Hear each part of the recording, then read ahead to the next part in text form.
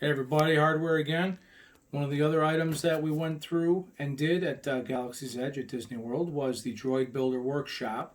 Kind of cool. Definitely for kids or bigger kids like me.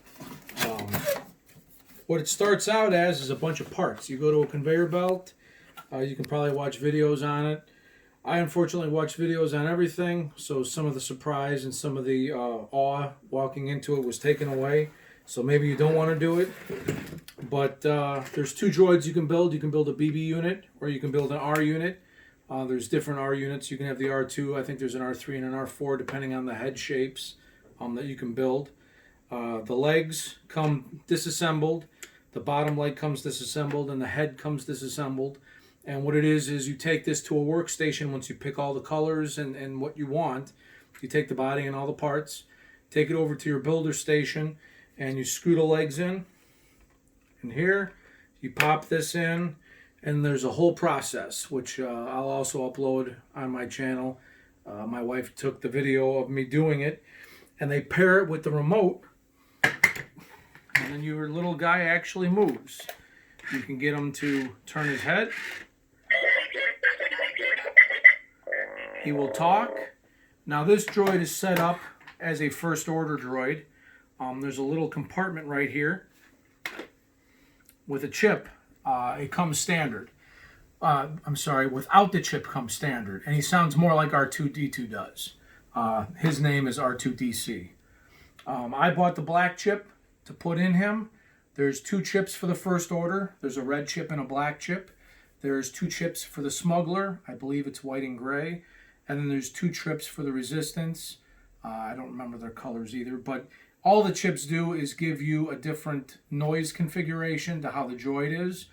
And then when you take your droid with you around the park, when a first order droid goes to a first order encampment, it actually acts up and does stuff. When the first order droid is taken to the resistance encampment, he starts to spaz out a little bit. Like, what is this? What's going on here? It's kind of cool. And obviously in reverse, if you have a resistance chip in your droid and you take it to the first order, he'll start to spaz out like he doesn't want to be there. And if you take him to his resistance area, he acts normal and likes to be there.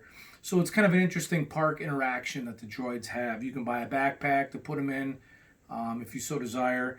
I just have your typical cardboard that he slips into. I didn't get the backpack, but there's doors. There's different configurations that you can buy for him in the store. My groups that I play with, our colors are black and purple. That's why his configuration here is black and purple. I initially set him up as black and white. These little arms can come out. If you remember with R2-D2, that's where some of his hidden arms and compartments were. These open up, clip back in. Some of these other panels just cover areas. These side panels on both sides, that one's a little tougher to do.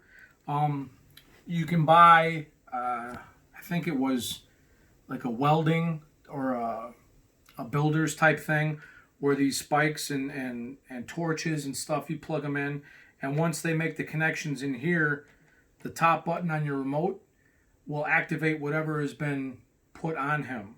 So if you have the torches and all that, I think it makes torch noises and whatnot.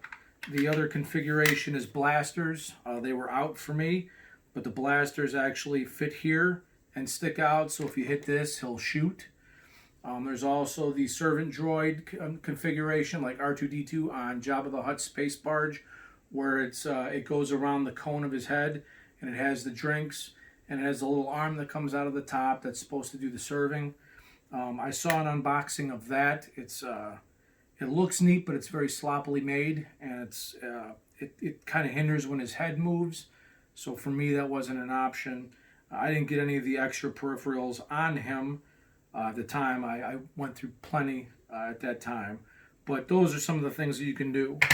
The controller, I gave that like a 2. I mean, they could have done much better, but it does what it needs to do. You can go forward. Obviously, you can go backwards. He can turn. He can talk. I think he has about 6 or 7 different sounds that he'll go through. And then he has the head movement, depending on which way you want to move.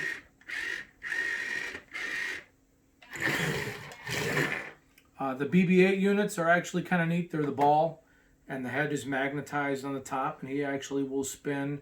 Same thing. It's just obviously a different configuration on how you build them. For the kids, it's definitely a 10 to do. There's minimal tool usage except for a very low power screwdriver to use to put the arms in. And it's a cool experience to watch the droid come to life. It was actually kind of neat. So that's the Droid Builders Workshop. Again, you have to kind of make a reservation ahead of time. They do walk-ins if there's availability. But when we went there, it was packed. It seemed to be packed all day. So it's something you want to think about, to at least make the reservation ahead of time. If you can sneak in early, sneak in early. Otherwise, at least you have a time that you can definitely go and build one if you so desire. That's it for me in R2DC. The next thing we'll talk about is Savi's workshop, where you build your own lightsaber. Pretty cool. It was an awe-inspiring experience, to be honest. And that's coming up next.